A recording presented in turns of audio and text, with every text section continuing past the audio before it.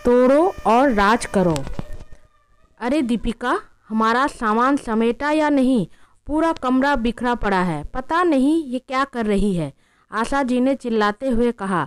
तब तक दीपिका हड़बड़ाती हुई रसोई से आई और अपना पसीना पोंछते हुए कहा, क्या हुआ मम्मी जी?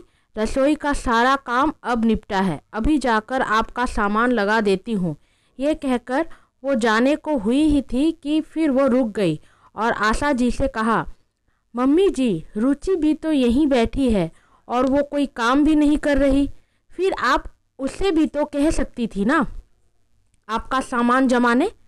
मैं तो रसोई में खाना बना रही थी। आशा जी दीपिका के इस बात पर तुनक कर कहती है, अच्छा अब तुम बताओगी कि कौन क्या काम करेगा? इसके आने से पहले तुम्हारा ही ये सब काम था ना। देख नहीं रही, इसको मैं अपने महाकुंभ की यात्रा का बता रही हूँ। जैसे ही देखा कि अब देवरानी आ गई है तो जेठानी राज करने की सोच रही है। पर एक बात कान खोलकर सुन लो, जैसा पहले से होता आया है वैसा ही होगा। खबरदार, जो रुचि पर कोई हुक्म चलाया तो। जाओ अब अपना काम करो और जो गंगा जल मैं लेकर आई हूँ उसे पूजा घर में रख देना। दीपिका फिर वहाँ से चली जाती है। उसके जाते ही रुचि आशा जी से कहती है, मम्मी जी सही ही तो कह रही थी दीदी, अगर मैं उनका हाथ बटा दूंगी तो उनकी मदद भी हो जाएगी और सारे काम भी जल्दी निपट जाएंगे। पर मुझे ये समझ नहीं आता कि आप मुझे उनकी मदद करने से हमेशा क्यों रोकती हो, जबकि इन दिनों जब आप महाकुंभ गई थी हम दोनों साथ मिलकर सारे काम करते थे। दीदी बड़ी ही अच्छी है, मुझे ना जाने कितने ही व्यंजन बनाना सिखाया। आशा जी, बस इसलिए ही तुम्हें कहती हूँ उससे थोड़ा बचकर रहना। वो चिकनी चुपड़ी बातों में बड़ी तेज है, प्यारी प्यारी बातें बोलकर तुमसे हर काम करवा लेगी और पूरी वाहवाही अकेले ही लूट लेगी। 8 साल हो गए हैं उसकी शादी को, मुझसे बेहतर उसे और कौन जानेगा भला। रुचि, अच्छा दीदी ऐसी है क्या? पर उनकी बातों से कभी नहीं लगा। आशा जी, अरे जो तुम एक बार सारे काम सीख जाओगी, देखना कैसे सब कुछ तुम पर छोड़ वो आराम फरमाएगी। इसलिए पहले से ही उससे सावधान रहना, बाकी तुम्हारी मर्जी। अब तो रुचि भी सोचने लगी कि मम्मी जी कह रही है तो शायद सही ही होगा और वो दीपिका से चिढ़ने लगी। एक दिन की बात है, छुट्टी का दिन था और सभी घर पर थे, तो दोपहर में खाने में बिरयानी की फरमाइश हो रही थी। इतने में रोहन, रुचि का पति, अपने घर वालों से कहता है, अगर प्लानिंग बिरयानी की हो रही है तो ये जिम्मेदारी रुचि को दिया जाए, बड़ी ही अच्छी बिरयानी बनाती है। भाभी, आपकी आज रसोई से छुट्टी क्यों रुचि? रुचि, अरे ऐसे कैसे छुट्टी? दीदी मेरी मदद करेंगी ना, मैं अकेले कैसे करूँगी इतना काम? आशा जी, हाँ सही ही तो कह रही है रुचि, दीपिका करेगी उसकी मदद। रोहन, पर माँ हर रोज़ तो भाभी अकेले ही सबका खाना बनाती है और वो भी कई सारे, फिर रुचि क्यों नहीं? क्यों रुचि, सही कहा ना मैंने। जैसे ही सभी बातें करने में वे व्यस्त हो गए, आशा जी फुसफुसा कर रुचि के कानों में कहती है, देखा ये सारा काम अकेले करती है, कैसे सबको बताकर रखा है, अब समझ आया इसका खेल। रुचि और भी खींच जाती है और वो तमतमाती हुई रसोई में चली जाती है, गुस्से में अपना काम शुरू कर देती है।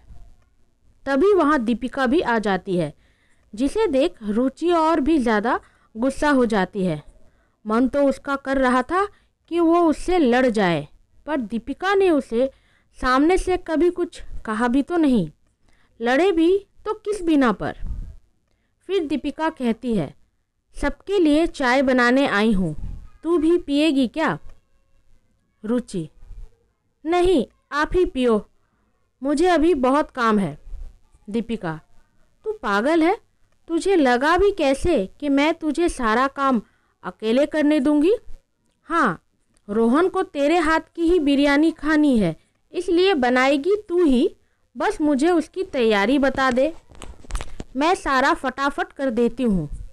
रुचि हैरानी से बस यही सोचती है, और सच में मेरी मदद के लिए आई है या इसमें भी कोई चाल है? कहीं ये बस मदद करने के बहाने पूरा श्रेय तो खुद लेना नहीं चाहती ना?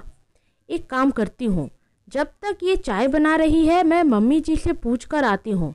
ये कहकर जैसे ही रुचि आशा जी के कमरे में जाती है तो उसके दरवाजे पर ही रुक जाती है, क्योंकि आशा जी फ़ोन पर अपनी बेटी से कह रही होती है कि बड़ी को तो काबू में नहीं कर सकी, इसलिए छोटी को बहला रही हूँ। ऐसा भड़काया है कि दोनों में कभी कोई मेल हो ही नहीं पाएगा और तभी मेरा राज चल पाएगा, वरना आजकल तो बहुएं एकजुट होकर सास का जीना ही मुहाल कर देती है। रुचि अचंभित वहाँ से रसोई की ओर गई और दीपिका के गले लग गई और कहने लगी, माफ़ कर दो दीदी। दीपिका, लगता है मम्मी जी के बारे में सब पता चल गया।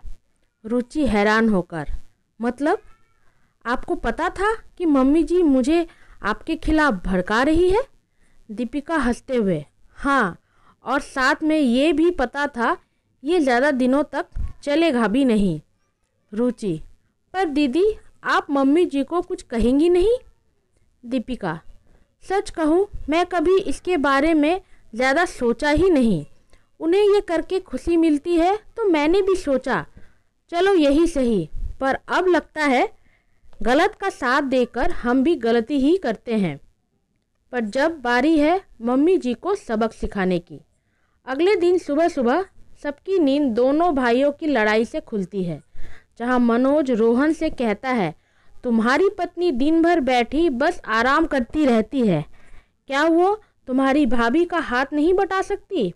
वहीं रोहन कहता है, भाभी भी तो बस रुचि से जलती हैं, रुचि कुछ भी करे उसे अपना काम बताकर सारा श्रेय खुद ले लेती है।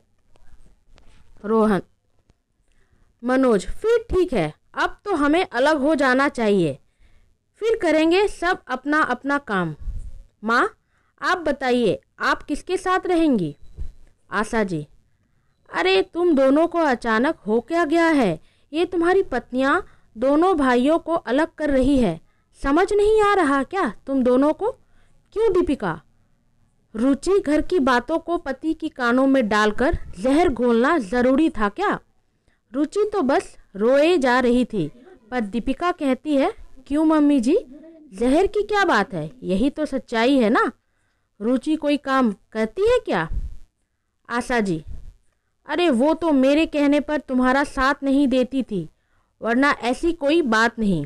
दीपिका, आपके कहने पर आप ऐसा क्यों कहती हैं मम्मी जी? आशा जी, ताकि तुम दोनों के बीच गलतफहमी पैदा हो और तुम दोनों कभी एकजुट ना हो सको, क्योंकि अक्सर मैंने देखा है जिस घर में देवरानी जेठानी एकजुट हो जाती है, सास का जीना ही दुभर कर देती है। दीपिका, पर आपने ये नहीं सोचा कि इसका असर इसके बिल्कुल उल्टा भी हो सकता है? इसका असर आपके बेटों के रिश्तों पर भी पड़ेगा। अभी तो ये मेरे कहने पर नाटक कर रहे थे, पर ऐसा सच में भी तो हो सकता था ना। आपने बस अपने बारे में सोचा, मतलब घर टूट जाए वो चलेगा ना। रुचि, दीदी ये लोग सच में नाटक कर रहे हैं ना? मैं तो डर ही गई थी, कम से कम मुझे तो बता देती। दीपिका, नहीं रुचि, घर की बड़ी बहू होने के नाते अब तक अपनी जिम्मेदारियों को बखूबी निभाया है, तो सोचा इस जिम्मेदारी को भी मैं ही निभा लूँ। आशा जी बस चुपचाप सिर झुकाए खड़ी थी, क्योंकि वो आज क्या ही कहती और सभी चुपचाप थे। तभी रोहन कहता है, चलो, लगता है हमारी प्यारी माता जी सब समझ चुकी है। जो नहीं समझी तो चलो भैया, अलग घर देख लिया जाए। क्यों माँ, क्या कहती हो? सभी मौजूद वहाँ हंस पड़े और आशा जी भी आंखों में आंसू लिए रोहन के कान खींचकर कहती है, खबरदार जो दोबारा ऐसा कहा तो। दोस्तों, इस कहानी का अर्थ ये है कि बुजुर्ग घर में सभी को जोड़ने का भी काम करते हैं और तोड़ने का भी।